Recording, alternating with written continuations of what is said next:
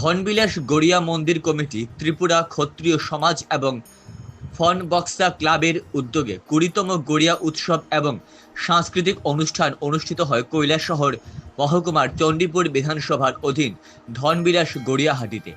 এই উপলক্ষে ২২ এপ্রিল মঙ্গলবার সন্ধ্যায় ধনবিলাস গড়িয়াহাটিতে অনুষ্ঠিত হয় এক সাংস্কৃতিক অনুষ্ঠান। প্রধান অতিথি হিসেবে উপস্থিত ছিলেন ধনবিলাস গ্রাম পঞ্চায়েতের প্রধান ভদ্রমোহন সিনহা। বিশেষ অতিথি হিসেবে উপস্থিত ছিলেন ঊনকোটি জেলার গভর্নমেন্ট প্লেডার তথা বিশিষ্ট সমাজসেবী সন্দীপ দেবরায়, চণ্ডীপুর পঞ্চায়েত সমিতির ভাইস চেয়ারম্যান বিনয় সিনহা। এছাড়া উপস্থিত ছিলেন অনুষ্ঠানের যুগ্ম আহ্বায়ক নকুল দেববর্মা, জয়ন্ত দেববর্মা সহ অন্যান্য। গড়িয়া পূজা জনজাতি সনাতনী ধর্মীয় অনুষ্ঠান হলেও রাজ্যে তা সার্বজনীন পূজা ও উৎসবে পরিণত। ত্রিপুরা রাজ্যের অন্যতম ধর্মীয় পূজা এবং উৎসব হল গড়িয়া। মূলত চৈত্র সংক্রান্তির থেকে শুরু হয়ে বৈশাখের সপ্তম দিনে হয় মূল পূজা। পশুপালন এবং সম্পদের দেবতার প্রতীক হিসেবে একটি বাঁশের খুঁটিকে ফুল এবং মালা দিয়ে সাজিয়ে করা হয় বাবা গড়িয়ার পূজা। পার্বত্য এই ত্রিপুরা রাজ্যে জনজাতি সনাতনীদের প্রধান ধর্মীয় উৎসব গড়িয়া পূজা। অন্যান্য বছরের ন্যায় এবছরও সোমবার বৈশাখের সপ্তম দিনে রাজ্যে গড়িয়া পূজা অনুষ্ঠিত হয়।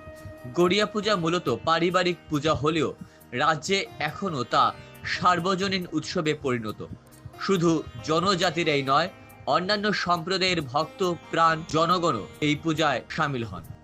অনুষ্ঠানের বিশেষ অতিথি গভর্নমেন্ট প্লেডার তথা বিশিষ্ট সমাজসেবী সন্দীপ দেবরায় সংক্ষিপ্ত আলোচনা করতে গিয়ে বলেন, রাজ্যের বিভিন্ন প্রান্তে বড় মাপের গড়িয়া উৎসব অনুষ্ঠিত হলেও এতদ অঞ্চলে সেই ধরনের হয় না।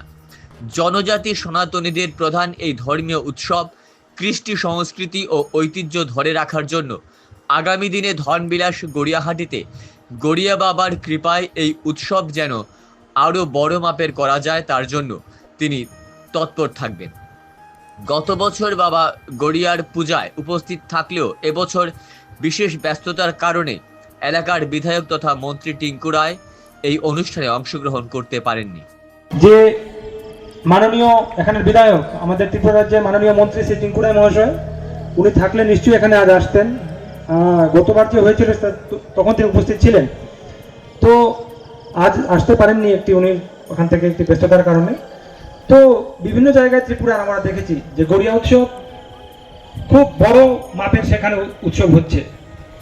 আমাদের এই এত অঞ্চলে আমরা সেটা লক্ষ্য করতে পেরেছি, সেটা বিনোদের সঙ্গে আলোচনা হয়েছিল যে এত বড় মাপের কোনো গড়িয়া সেলিব্রেশন এখানে হচ্ছে না।